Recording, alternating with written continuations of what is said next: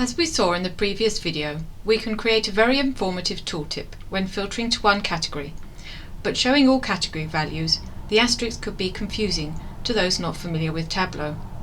However, there is a clever trick we can use to fix this problem, and it involves something you practiced in the last section, calculated fields and if statements.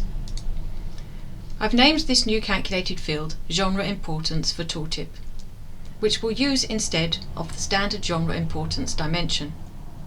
When we apply a filter to show a single category, such as primary genre, we are narrowing our data down to only rows with primary genre in the genre importance field. With all selected, we have 3 different values in the column: primary, secondary and tertiary. Therefore, if we ask Tableau how many different values there are in the genre importance field using the countDistinct function, when we select all in the filter, that value will be greater than 1. So we write if the countDistinct of genre importance is greater than 1, then we want the calculation to return the words of any genre importance. We could just write end here and have a valid calculation. But then what would happen if the distinct count was 1? That is, we have selected one value in our filter. This is where we need an else clause.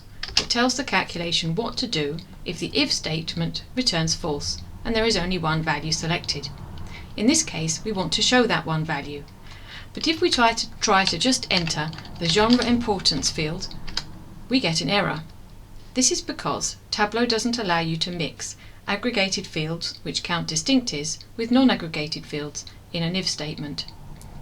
We can get around this by applying an aggregation to the genre importance. Since there is only one value selected when the calculation reaches the else clause, it doesn't actually matter what this is, but we need to use one that can apply to string values. Either min or max will do the job. All we need to do now is replace genre importance in the tooltip with our new calculated field.